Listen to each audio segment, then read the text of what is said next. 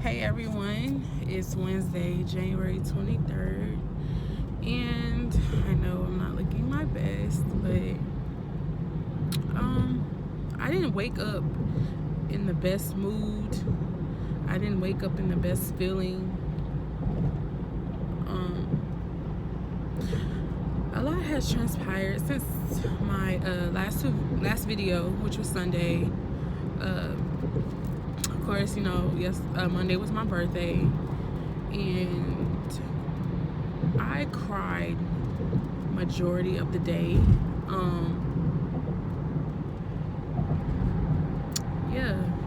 It was one of those days that I thought was gonna be special. I thought out of all days of the year, that day would just be a day of like being wanted, I could say.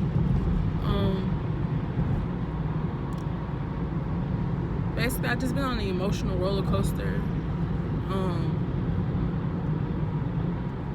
And just receiving, like, it's not even a fact of it being from my friends or from whomever. It was just the fact of you just wanting that one person's attention and you don't have it.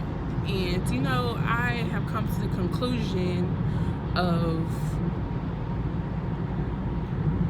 that I'm part of the blame myself because of what I've allowed.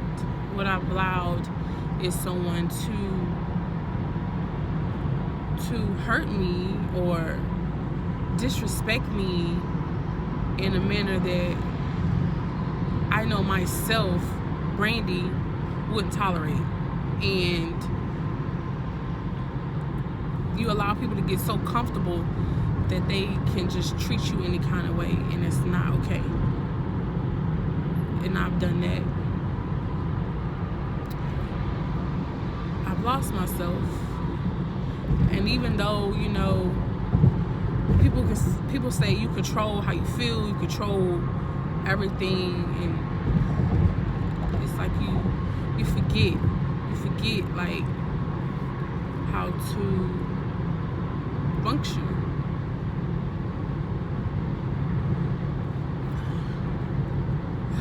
So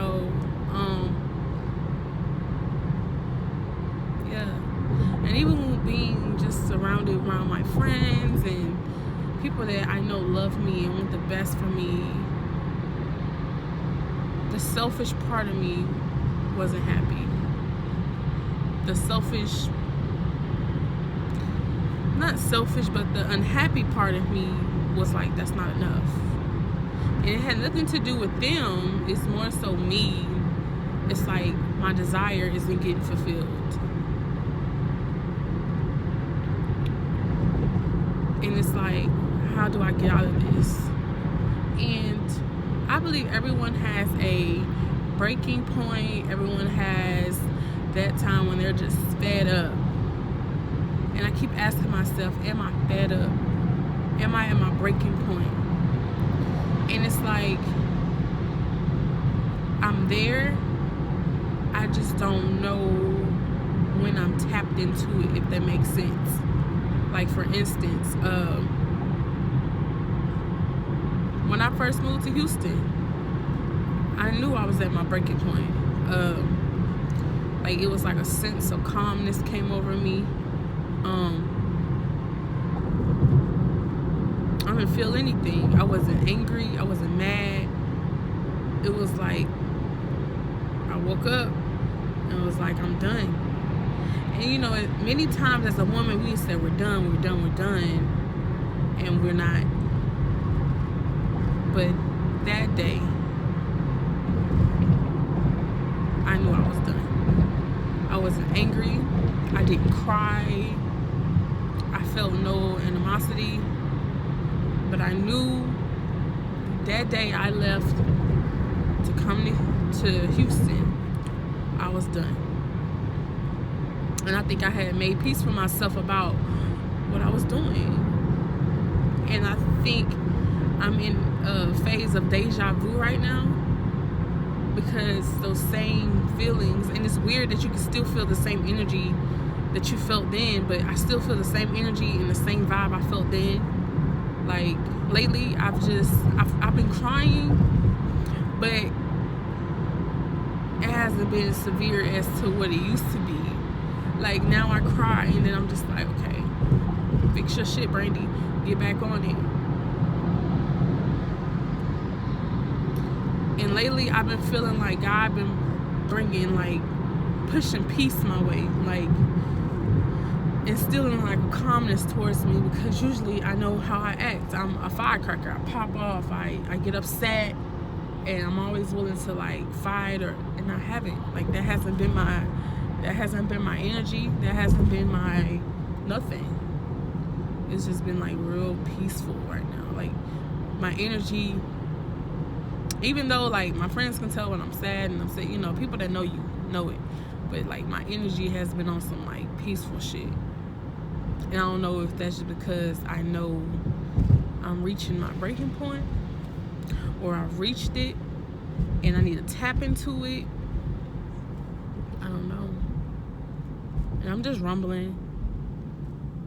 But today I want to focus on how I'm feeling after a milestone that I reached Monday, my birthday. But today, like I woke up today and I was just like disgusted on how I allow someone to treat me or talk to me and dismiss me, and like I'm disgusted with myself because I know my worth is more than that, and I lost who I was. And I'm more disappointed that the person that I felt like was my protector, or who I trust with everything, who I consider my provider, not my provider, but just my protection, like my everything, I allowed him to, or he, I don't know. And it's like, will I ever find that security, I guess, security in someone else? And it's so rare to find that in someone. And I found that in two people. That was Samil and that was Paul. And mostly, like, the crazy thing is, with Samil, I met Samil when I was 19. I've been knowing Samil 10 years now. And crazily, oddly enough, like, I've dated guys. I mean, been in relationships and left them, but it was like, with Samil, it was like, I knew that was true love. Like, he was my everything. Like, it would be so weird that we would like talk to other people. Like, he would be in a relationship, I would be in a relationship, but we didn't care. And it's crazy because we were like forced not to be together. Like, he was always in a different state, or like we would get in an argument and stop talking, and then one of us would text each other and we would just be like so cool again, even to this day. And we can be so open and honest with each other. But like, I knew, you know, when you're younger, that's what it is. You're in college and carefree, but then when you start getting older and babies start being made, I remember when I found out about his daughter, I was like, I don't think we're gonna be together no more. It wasn't special anymore because now that bond that I thought we would once eventually have, had it with someone else. So I was like, okay, it's time to move on from Samil. Even in and out of relationships, it was still Samil. That's how I knew he was my true love. Because I never loved a guy like that until I met Paul. And with Paul, it was different. It was like our chemistry was there. It was like clicked. Like I felt like I met myself. Like he was the calm version of me, the calm version that I wanted to be. He made me feel like a little girl. Like I felt protected. We did everything together. Like you didn't see me without him or whatever. And then I'm like, all these years I could have had a baby, and boom, I get pregnant. You know what I'm saying? And I'm having a baby, and I just felt so special, and he made me feel so special. He has a way of making you feel like it's only you. And that didn't last long, clearly. So I guess on that point, it was just like a different connection. Like when I was weak and I couldn't think,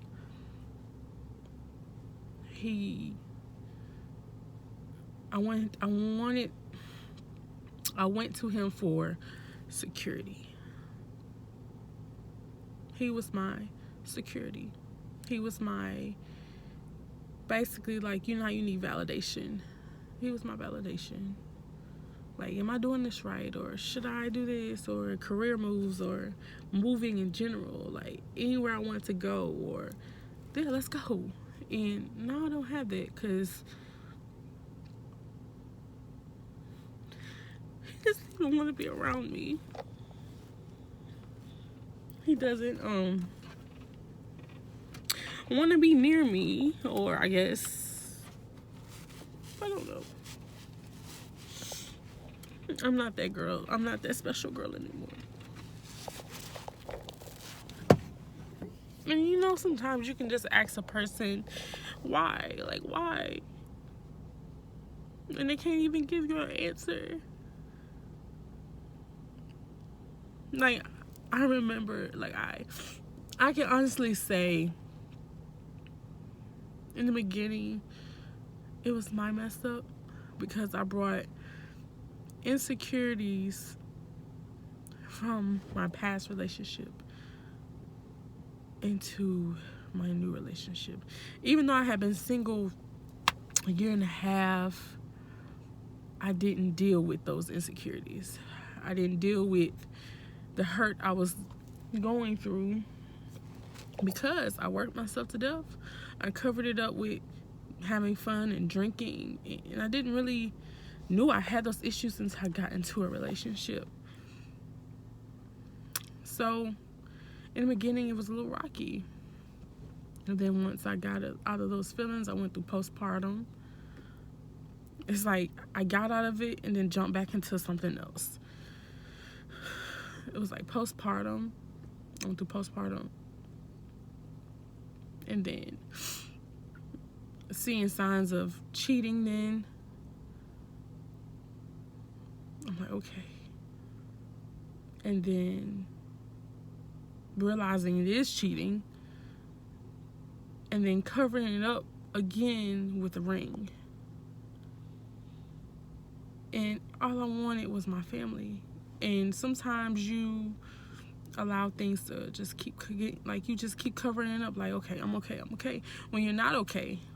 And once the excitement settles, like, basically what the excitement settled, and I had to come back down to reality, like, this still happened. Like, for instance, something bad can happen, but something exciting happens, and boom, it's this big thing, and it's exciting, but then you have to realize that excitement is going to simmer, and you're still going to be left to deal with what initially happened. And I initially haven't dealt with the cheating because it was so disrespectful, and it was so gut-wrenching, and I covered it up, saying okay and okay and okay, and you get tired of saying okay, and I just kept allowing the disrespect, and I just kept allowing it. I just kept allowing it.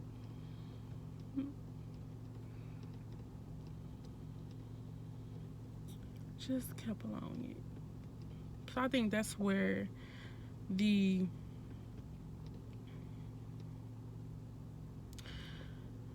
I feel like I let myself down. Because I'm 29 and I don't even know myself anymore. I don't know who I am.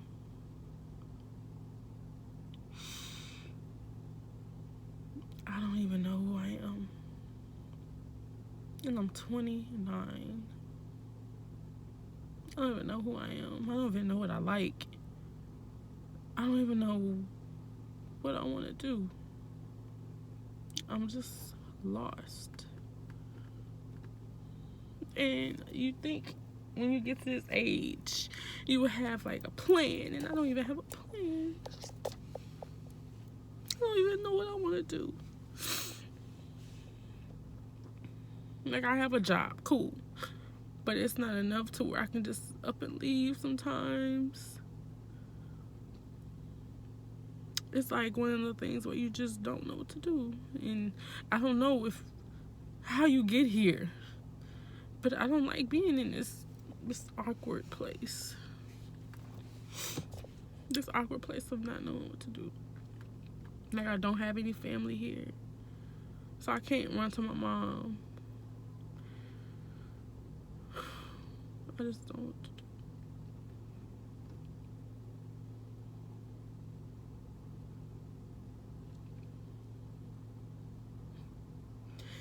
So yeah, and I'm trying to hold it together in front of a 2-year-old, and I'm breaking every day. Every day I'm dying inside because I just don't know what to do. And every day I'm losing myself. Every day I sit in the car for 10 to 20 minutes just to gather my thoughts. I've spent within the last 6 months so much time in my car just crying. If my car could talk, they could tell you so much. I just sit here and just like think to get a peace of mind. That's what I do. So I know the topic for today was kind of all over, but I just had to get that off.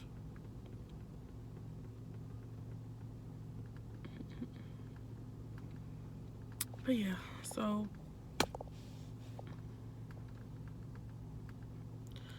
that's pretty much it until Sunday, I guess. Yeah. Whew.